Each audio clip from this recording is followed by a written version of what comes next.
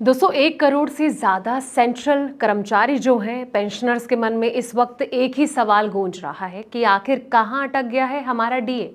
पिछले 1 दशक का रिकॉर्ड टूट चुका है। मार्च का महीना बीत गया लेकिन सरकारी खजाने से खुशखबरी की मोहर जो है अब तक नहीं लगी है। क्या ये सिर्फ एक तकनीकी देरी है या इसके पीछे छिपा है सरकार का कोई बड़ा मास्टर प्लान? आज हम खोलेंगे उस सीक्रेट फाइल को जिसमें कि लाखों परिवारों का जो बजट है वो बिगड़ रहा है। नमस्कार दोस्तों, मैं हूं आपके साथ संध्या बिष्ट और आप देख रहे हैं द इकोनॉमिक टाइम्स हिंदी। दोस्तों, केंद्र सरकार के कर्मचारी और पेंशनर्स के लिए जनवरी 2026 के महंगाई भत्ते यानी कि डीएनएस अलाउंस में बढ़ोतरी का इंतजार जो है अब थोड़ा लंबा हो गया है।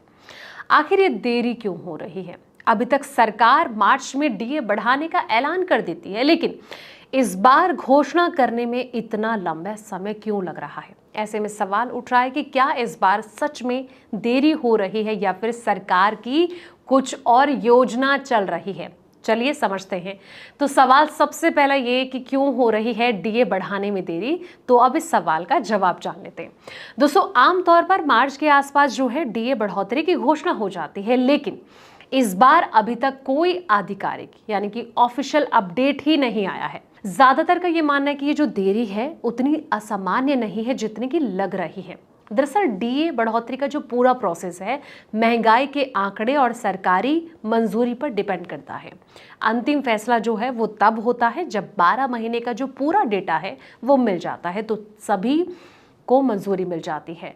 अब ऐसे में आपको बता दें कि डीए कैलकुलेट करने का आखिर फॉर्मूला क्या है जो आपको आसानी से समझा जा सकता है। तो डीए का जो कैलकुलेशन है एक तय फॉर्मूले के आधार पर किया जाता है। CPI-IW इंडस्ट्रियल लेबर मूल्य सूचकांक से जुड़ा होता है। जब ये डेटा पूरा हो जाता है तो फाइल जो है अलग अलग स्तर पर मंजूरी के लिए जाती है और आखिर में कैबिनेट से हरी झंडी मिल जाती है। इसलिए इसमें थोड़ा समय लगना सामान्य सी भी बात है।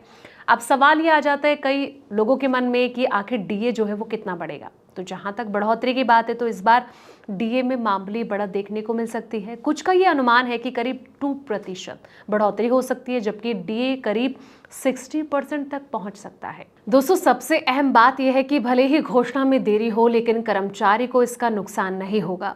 डीए बढ़ोतरी जनवरी 2026 से ही लागू मानी जाएगी और जो भी पैसा है बाकी रहेगा वो एरियर के रूप में एक साथ दिया जाएगा। मतलब सारा पैसा एक साथ आ जाएगा, यानी कि अगर घोषणा देरी से भी होती है तो भी कर्मचारी को इसका पूरा फायदा मिलता है। फिलहाल ये जो इंतजार है प्रोसेस के कारण हो रहा है, लेकिन अब सवाल ये कि सरकार अब कब तक मोहर लगाती है, कब तक अपना फैसला सुनाती है और कब प्रोसेस जो है फिर शुरू होता है।